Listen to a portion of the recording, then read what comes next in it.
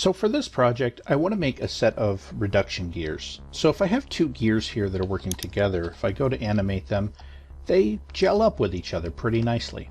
But if I increase the size of one of them and I want to show that it operates at a slower speed, I can take this one and expand it out, and then take the symbol, or pardon me, take the timing for the animation and adjust it to be twice the time. So instead of taking 2 times to do a rotation, I have it go to 4 times, or 4 seconds rather. And so when I run this one, what I see here is it looks like they sort of gel up, but you see there are gaps in here where the orange gear is not driving the blue gear at all, and there's no reason why it should continue spinning. So we should have the teeth of the gears lining up. So how do we do that? We're not going to go into the math of it, but the key thing is that if you double the radius or you double the diameter, you will double the circumference. And if you double the circumference, then you need to have twice the number of teeth. So what I'm going to do is I'm going to make a big circle here. So I'm inserting a circle, I'm holding shift as I do it. And let's get this circle in the center. And this is going to be a large gear. I'm going to make another circle, and we'll make it yellow so it's easy to see. And I'm going to bring it down. Let's line it up with the top here. I bring it up here, and there's the center line. It's centered. Now I have it centered. So this circle has half the radius, the yellow circle has half the radius of the blue circle, and therefore it also has half of the circumference of the blue circle. And the circumference is what we care about. I'm going to go a step further. I'm going to make an additional circle here. Let's make it orange.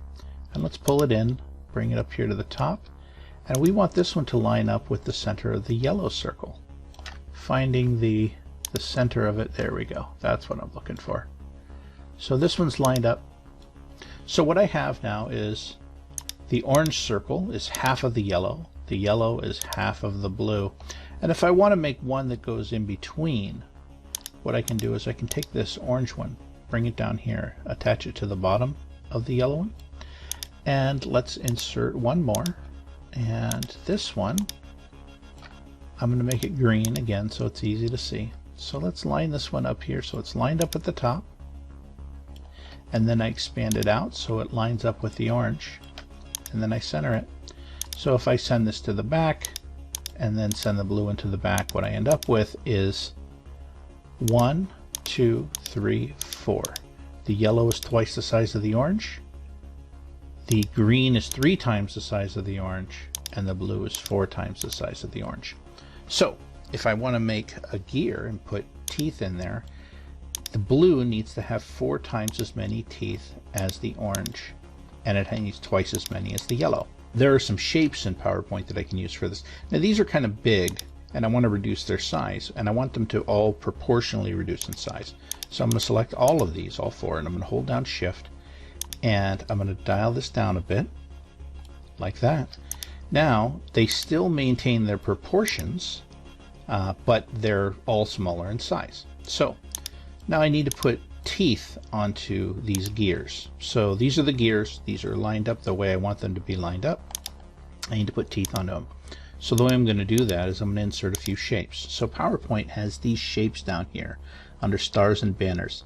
And if I look at these, I see this one has 8, this one has 16 points, this one has 24, and this one has 32, which is exactly the ratios that I need.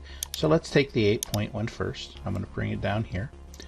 And let's insert, I'll go ahead and insert one of each of these so that these will be done. So here's a 16 point.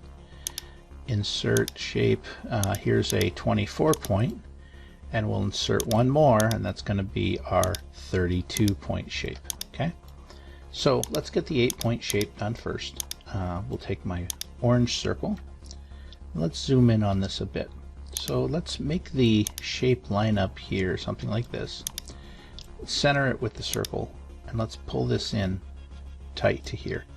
And what we're going to want this shape to be big enough that when the teeth are set up on the circle, the teeth are approximately the same width as the gaps. So, and this isn't going to need to be perfect. It needs to be close. If it's close, it's fine.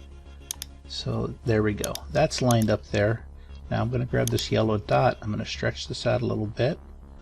until the teeth are approximately the same width as the gaps, and I think that'll do nicely. So now I'm going to need to take this shape and I'm going to need to pull the teeth out of it, but the teeth usually aren't pointy, they're usually squared off. So the way I'm going to do that is I'm going to insert another shape. I'm going to insert a donut here, something like this, and I'm going to put it over here, and I'm setting that one over there so that I have a copy. And I can take this shape, extend it out to here, something like this, and I can adjust this yellow circle or yellow dot. Now let's bring this down, and I want to make the inside of this donut match the circle, the orange circle underneath.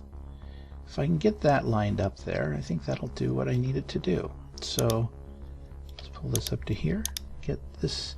This is the most tedious part, getting the alignment of this lined up. So now that looks pretty good, and just to give myself a unit of measure to work with here, let's make sure this lines up here. I actually want to expand this out a bit because I want the teeth to be a little bit heavier. There we go. I think that looks good. Now let's go ahead and I'm going to insert a rectangle, and that rectangle is going to act as a measure for me, and I'll use that later on. There we go, set it there. Alright, so now let's take, I'm going to select the star and I'm going to select the donut shape, and I want to choose intersect. Okay, with that intersection it makes the teeth of the gears by only including the parts that intersected. So now I need to do the same thing for each of these. Now I'm going to take a moment and I'm going to work on getting this lined up, and I'll get it lined up for each of the circles so that you can see it for each of the circles, but I'm going to fast forward through that.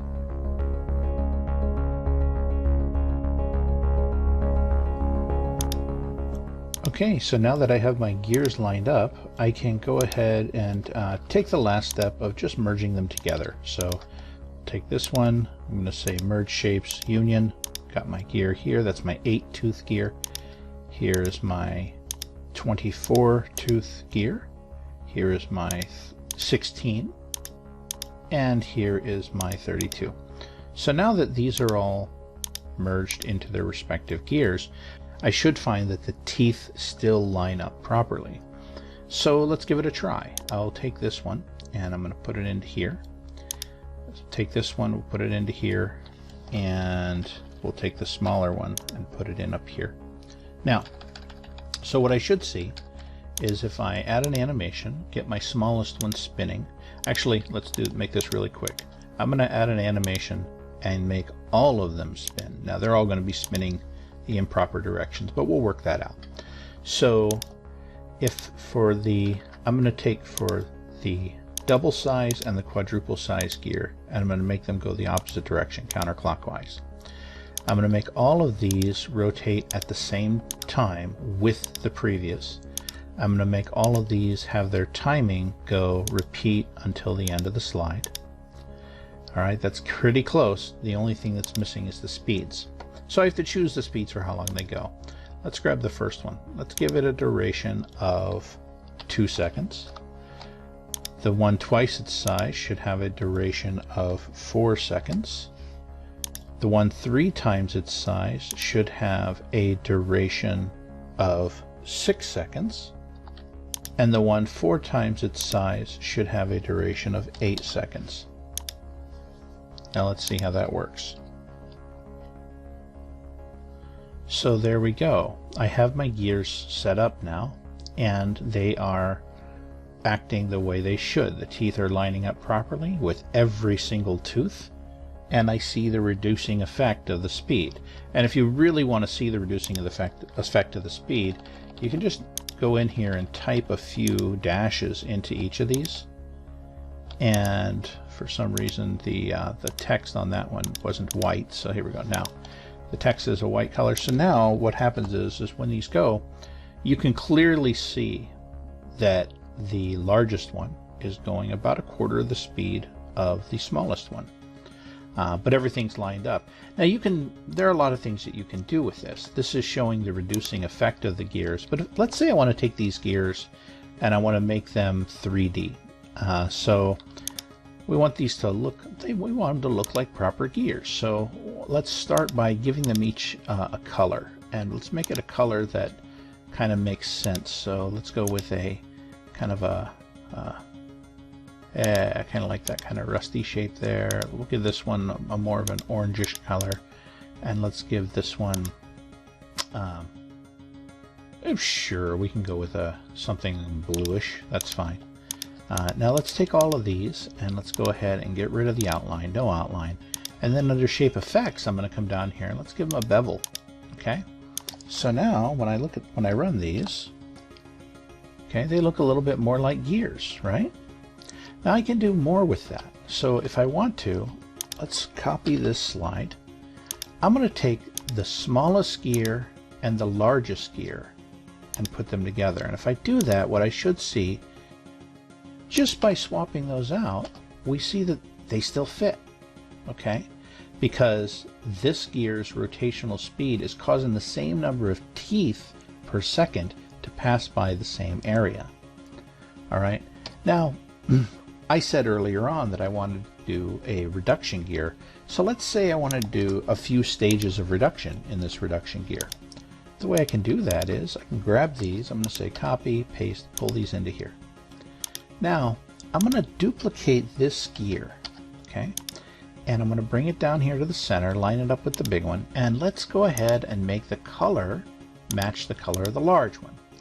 Now, right now, if I were to look at these, we would see that they're going the opposite direction. That's not what I want. I want the small one to go the same speed as the large one because they're connected together. So let's take those, and if I look at my animations, I'll see that my largest gear here has a speed, it's going counterclockwise, and it has a duration of 8 seconds. So let's take the smallest one and let's do the same. Make it go counterclockwise and give it a duration of 8 seconds. Okay? And so what I should see then is when I run this, they run together. So it's like this large gear is connected to the small one.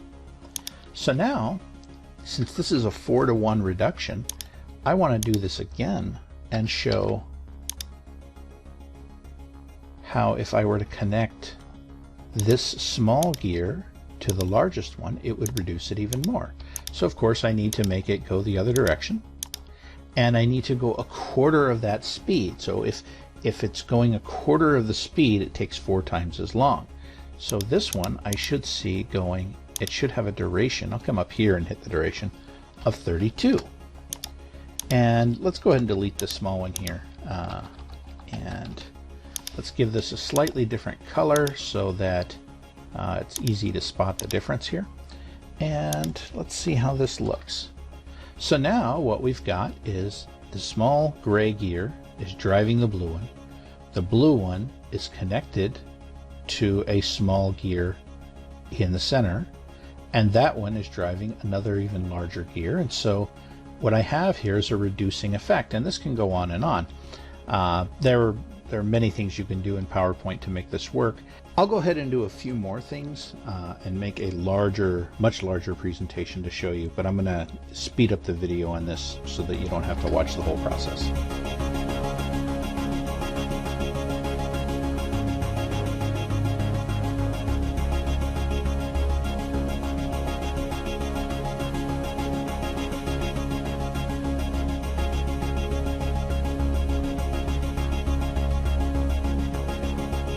Okay, so there it is. I had a tiny bit of trial and error I needed to do along the way, but you can see I have a set of reduction gears here.